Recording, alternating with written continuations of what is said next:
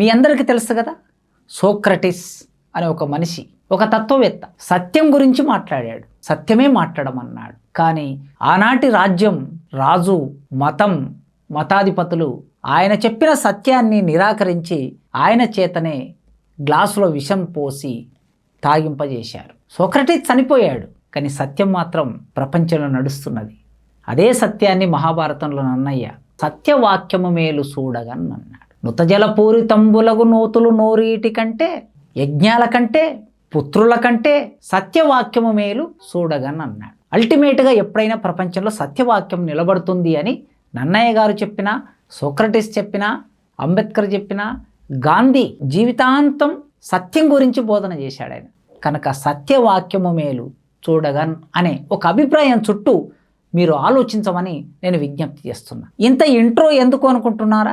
24వ తారీఖు నాడు సుప్రీంకోర్టు ఒక జడ్జిమెంట్ ఇచ్చింది. దేని మీద జడ్జిమెంట్ ఇచ్చింది అంటే, మతం మారిన వాళ్ళు, ముఖ్యంగా బౌద్ధం, సిక్కు, హిందూ మతాలు, ఈ 3 మతాలు కాకుండా మిగతా ఏ మతాల్లోకి వెళ్ళినా కూడా వారు పుట్టినటువంటి కులం రద్దయిపోతుంది.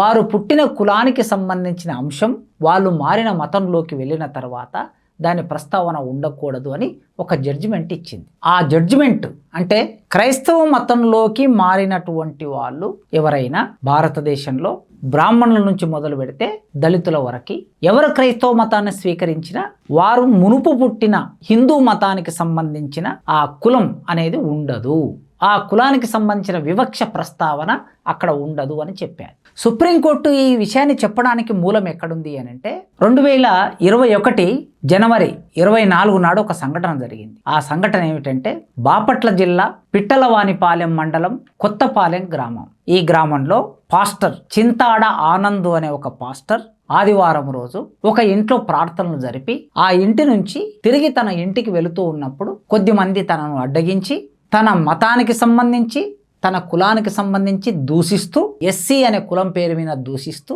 నన్ను తిట్టారు అని చందోల్ పోలీస్ స్టేషన్లో ఫిర్యాదు చేశాడు. ఆ తిట్టినటువంటి వాళ్ళు రామిరెడ్డి, వెంకటరెడ్డి, లక్ష్మారెడ్డి, నాగార్జున రెడ్డి, మణికంఠరెడ్డి, వెంకటేశ్వర రెడ్డి, వీళ్ళతో పాటు ఇంకొక 25 మంది తనను అడ్డుకొని తిట్టారు అని కులం పేరుతో దూషించారని. ఏ కులమైనా ఆనందు ఎస్సీ కులం. ఈ ఎస్సీ కులానికి సంబంధించిన వాడు గనక నన్ను కులం పేరుతో దూషించారని ఒక కంప్లైంట్ ఇచ్చాడు. ఆ కంప్లైంట్ ఇచ్చి అట్రాసిటీ చట్టం ప్రకారం కులం పేరుతో దూషించడం నేరం గనక వారికి తగిన శిక్ష వేయాలని ఆయన కోరుకున్నాడు. అయితే ఎవరైతే నిందితులు ఉన్నారో ఈ నిందితులందరూ ఈ కేసు తప్పుడు కేసని, ఆనంద్ అనేటటువంటి వ్యక్తి ఎస్సీ కాదని, ఆయన క్రైస్తవ మతంలోకి మారాడని, ఎన్నో సంవత్సరాలుగా పాస్టర్గా పనిచేస్తున్నాడని, పాస్టర్గా పనిచేస్తూ క్రైస్తవ మత భావాలని, బైబిల్ను ప్రచారం చేస్తున్నాడని, కనుక మతం మారిన వ్యక్తికి ఎస్సీ కులం వర్తించదు గనక మా మీద పెట్టిన ఈ కేసు ఇది చెల్లదు అని వాళ్ళు హైకోర్టులో అప్పీల్ చేసుకున్నారు. హైకోర్టు ఏప్రిల్ 30, 2025 ఒక జడ్జిమెంట్ ఇచ్చింది. ఆ జడ్జిమెంట్లో సరిగ్గా ఎవరైతే నిందితులు ఉన్నారో వాళ్ళకు అనుకూలంగా తీర్పిచ్చింది. హైకోర్టు కూడా ఏం అభిప్రాయపడింది అంటే, 1950 రాజ్యాంగ ధర్మాసనం అంటే రాజ్యాంగం, భారత రాజ్యాంగం 1950లో అమల్లోనికి వచ్చింది. 1950లో అమల్లోనికి వచ్చిన ఈ రాజ్యాంగ ఉత్తర్వు ప్రకారం, రాష్ట్రపతి ఉత్తర్వు ప్రకారం క్లాజ్ 3లో లేనటువంటి ఏ మతాన్ని స్వీకరించినా వారు పుట్టిన కులం సంబంధించిన వివక్ష ప్రస్తావన ఉండకూడదు అని క్లాజ్ 3 చెప్తుంది. ఈ క్లాజ్ 3 ప్రకారం రాజ్యాంగంలో ఆయన పుట్టిన ఎస్సీ కులం క్రైస్తవ మతాన్ని పుచ్చుకోగానే అది రద్దయిపోతుంది. కనుక వీళ్ళ మీద పెట్టినటువంటి ఈ కేసు చెల్లదు అని ఆంధ్రప్రదేశ్ హైకోర్టు తీర్పిచ్చింది. అయితే ఆనంద్ ఏం చేశాడు? ఈ తీర్పును సవాలు చేస్తూ సుప్రీంకోర్టు మెట్లెక్కాడు. సుప్రీంకోర్టు మెట్లెక్కితే సుప్రీంకోర్టు 2026 మార్చి 24వ తారీఖున తీర్పిస్తూ ఒక కామెంట్ చేసింది. ఆ వార్తకు సంబంధించిన విషయమే ఇవాళ మనం అందరం చూస్తూ ఉన్నాం, ఆ చర్చలు వింటూ ఉన్నాం. హైకోర్టు 2025 ఏప్రిల్ 30వ తారీఖు నాడు హైకోర్టు ఏ తీర్పు ఇచ్చిందో అదే తీర్పును సుప్రీంకోర్టు ఆమోదించింది, అంగీకరించి కొన్ని విలువైన కామెంట్స్ చేసింది. ఎవరైనా సరే బౌద్ధ మతం, సిక్కు మతం, హిందూ మతం ఈ 3 మతాల్లో ఉంటేనే వాళ్ళ కులం వర్తిస్తుంది. ఈ 3 మతాలు కాకుండా వేరే మతంలోకి మారినప్పుడు వాళ్ళ కులం రద్దవుతుందని 1950 నాటి రాష్ట్రపతి ఉత్తర్వు క్లాస్ 3లో ఈ విషయం చెప్పబడి ఉంది అని చెప్పారు. చెప్పి ఈ ఆనంద్ అనే వ్యక్తి క్రైస్తవ మతంలోకి మారాడు గనక, కొన్ని సంవత్సరాలుగా పాస్టర్గా ఉన్నాడు గనక అతనికి ఎవరైతే నిందితులు ఉన్నారో వాళ్ళు కులం పేరుతో దూషించిన విషయం చెల్లదు, అందుకోసం ఈ కేసును కొట్టేస్తున్నాము అని చెప్పి. ఇది కేసు, కోర్టు చెప్పిన అభిప్రాయాలు. ఇవన్నీ అన్ని చోట్ల రికార్డ్ అయి ఉన్నాయి కనుక మేము ముందు ఉంచారు. అయితే ఆలోచించడం కోసం ఒక 3 అంశాలు ప్రస్తావనలోకి తీసుకొస్తాను. ఒకటి, క్రైస్తవ మతంలో కులం ఉండదు అని కోర్టు చెప్పింది. ఇది నిజమేనా?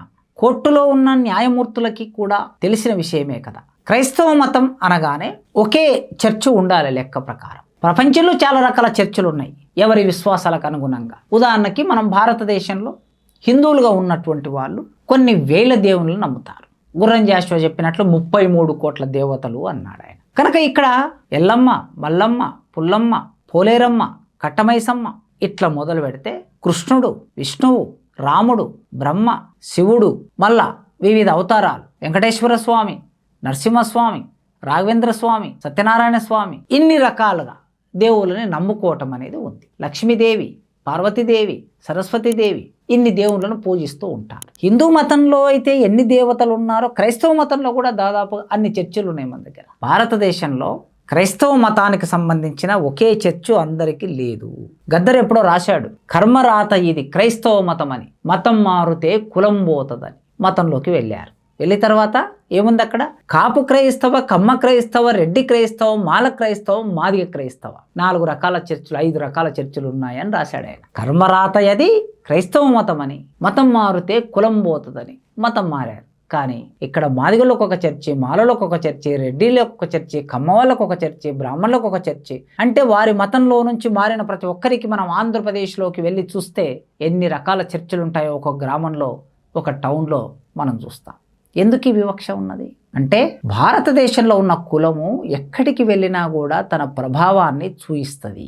నువ్వు మతం మారినా, నువ్వు అమెరికా వెళ్ళినా, నువ్వు ఆస్ట్రేలియా వెళ్ళినా తప్పనిసరిగా కులం నీ వెంటనే ఉంటుంది. కులం నీ పేరు పక్కన ఉంటుంది. చూడండి, ఇక్కడ రామరెడ్డి, వెంకటరెడ్డి, లక్ష్మారెడ్డి, నాగార్జున రెడ్డి అని అన్నారు కదా. చారి, శాస్త్రి, శర్మ పేరు పక్కనే ఉంటుంది కదా. యాదవ, గౌడ పేరు పక్కనే ఉంటుంది కదా. మాదిగ, మాల పేరు పక్కన ఉంటుంది కదా. కనుక ఆ విధంగా మన పేరులోనే మన కులం వ్యక్తమయ్యే దేశంలో పుట్టినప్పుడు మతం మారితే కులం పోతుందా? పోదు.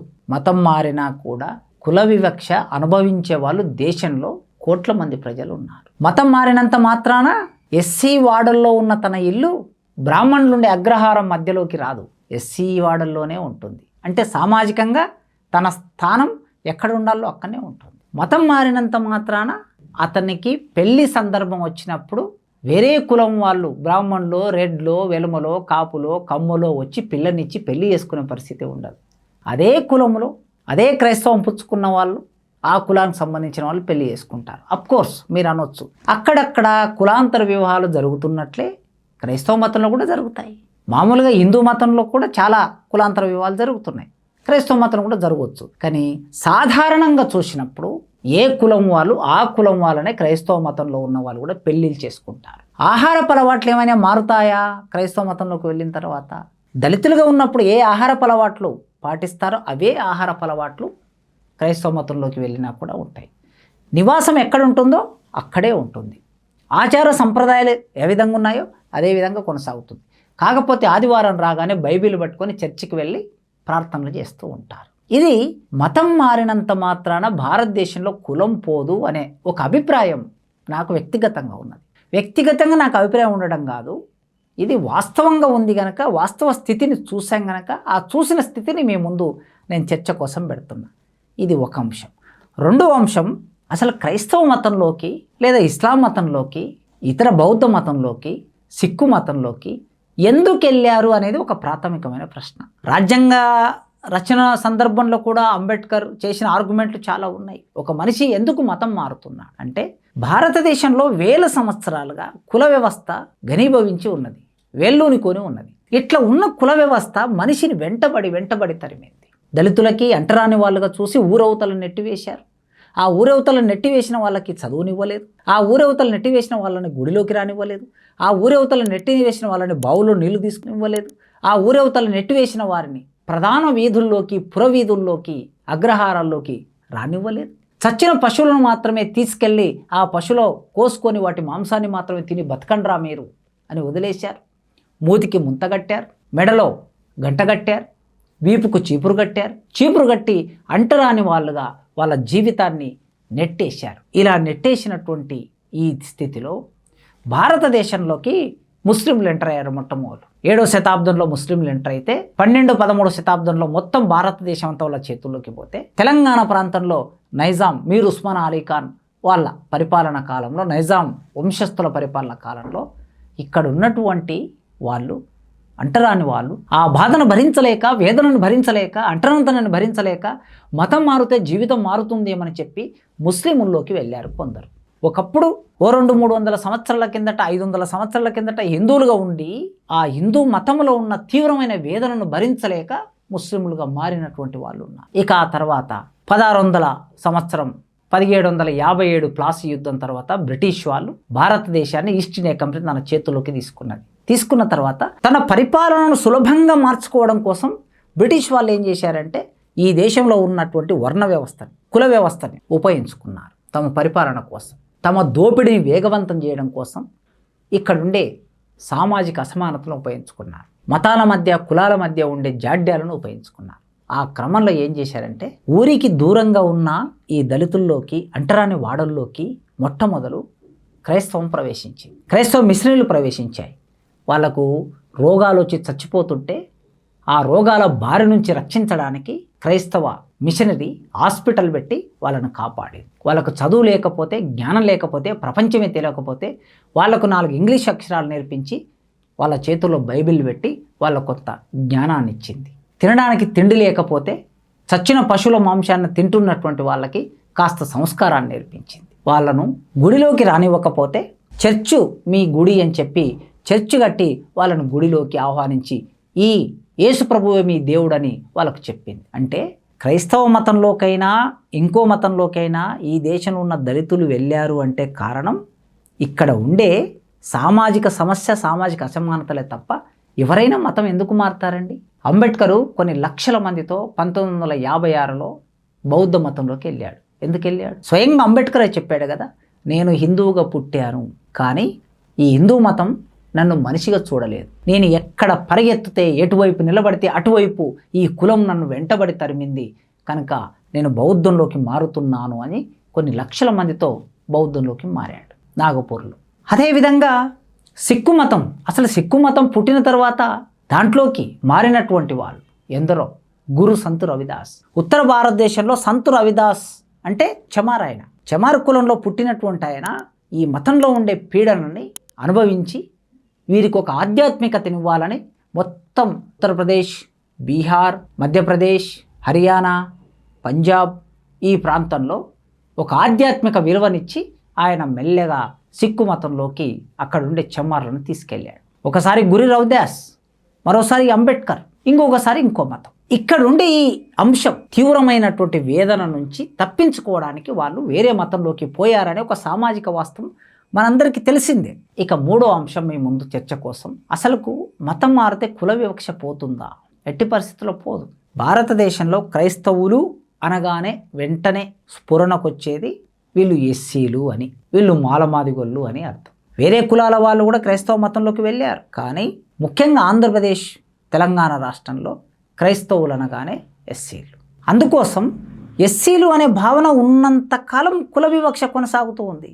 ఉద్యోగాల్లోకి వచ్చినా అంటే హిందూ మతంలో ఉన్నటువంటి వాళ్ళకే, వాళ్ళు కలెక్టర్ అయినా, మంత్రి అయినా, ఎమ్మెల్యే అయినా, ఎంపీ అయినా, ఉద్యోగస్తులైనా వారిని కులం వెంటబడుతుంది, కుల వివక్ష కొనసాగుతుంది. కనుక మతం మారినటువంటి వాళ్ళు కూడా ఆ మతంలో ఉన్నంత మాత్రాన కులం పోతుంది అని చెప్పడానికి, కుల వివక్ష ఉండదు అని చెప్పడానికి వాస్తవ పరిస్థితి అంగీకరించదు. ఎందుకంటే ఎందరో ఆ కుల పీడితులుగా ఉన్నవాళ్ళు, ఉదాహరణకి కారంచేడు సంఘటన ఉన్నది, చుండూరు సంఘటన ఉన్నది, ఇలాంటి ఎన్ని సంఘటనలనే చెప్పొచ్చు. ఈ సంఘటనలన్నీ ఎందుకు జరిగాయి? వీళ్ళందరూ ఎక్కువ మెజారిటీ క్రైస్తవ మతం ప్రాక్టీస్ ఉన్నటువంటి వాళ్ళే, కానీ వాళ్ళ విన్న దాడులు జరిగాయి, వాళ్ళని చంపేశారు. అందుకే మతం మారినంత మాత్రాన ఈ దేశంలో కులం పోతుంది, కుల వివక్ష ఉండదు అని చెప్పడానికి కూడా వీల్లేదు. అందుకే ఈ విషయం మీద చర్చ జరగాల్సిన అవసరం ఉన్నది. సుప్రీంకోర్టు తీర్పిచ్చిన నేపథ్యంలో రాజకీయ పార్టీలు, మేధావులు, పౌర సమాజం చర్చ చేస్తే నిజంగా ఏం చేయొచ్చు, ఒక మధ్య మార్గం ఏమైనా ఉండాల్సిన అవసరం అయితే ఉంది. రాజ్యాంగబద్ధంగా చెప్పినప్పుడు 1950 రాజ్యాంగంలో, రాష్ట్రపతి ఉత్తర్వులో క్లాస్ 3లో ఆర్టికల్ 341 ప్రకారం చూసినప్పుడు క్రైస్తవ మతంలోకి మారితే వారికి సంబంధించిన కులం రద్దవుతుంది అని ఉంది చట్టంలో. కానీ చట్టం అనేది ఎప్పుడైనా సరే సమాజాన్ని ముందుకు నడపడం కోసమే చట్టం ఉండాలి. మనం చాలా చట్టాలని సవరించుకున్నాం, చాలా సందర్భాల్లో రాజ్యాంగ సవరణలు జరిగాయి. అందుకే ఇప్పుడు దేశంలో ఉన్న రాజకీయ పార్టీలు గంభీరంగా మౌనవ్రతం పాటిస్తున్నాయి. ఎందుకంటే ఓట్లు కావాలి. ఏ ఓట్లు కావాలి? మెజారిటీ అభిప్రాయాలు మత విశ్వాసాలు కలిగిన వాళ్ళు హిందువులు కనుక క్రైస్తవుల వైపు ఏమైనా మనం మొగ్గు చూపితే అప్పుడు హిందువుల ఓట్లకు దూరం అవుతామేమో అని ఓట్ల రాజకీయం కాదు, సత్యం మాట్లాడడానికి, వాస్తవం మాట్లాడడానికి సమాజం సిద్ధపడవలసిన అవసరం ఉంది. నేను ఈ అభిప్రాయాలని చర్చ కోసం మాత్రమే ముందు ఉంచుతున్నా. ఒక్కొక్కసారి మీ చర్చల్లో మీ అభిప్రాయాల్లో ఏమైనా కొత్త విషయాలు వచ్చినప్పుడు, అది పరిపక్వమైన విషయాలు వచ్చినప్పుడు నా ఆలోచనలో నా అభిప్రాయాలు కూడా తప్పు ఉండొచ్చు. ఎవరైనా మనుషులమే కదా. ఆ తప్పు ఉన్నప్పుడు వాటిని మార్చుకోవడానికి కూడా నేను సిద్ధంగా ఉంటాను.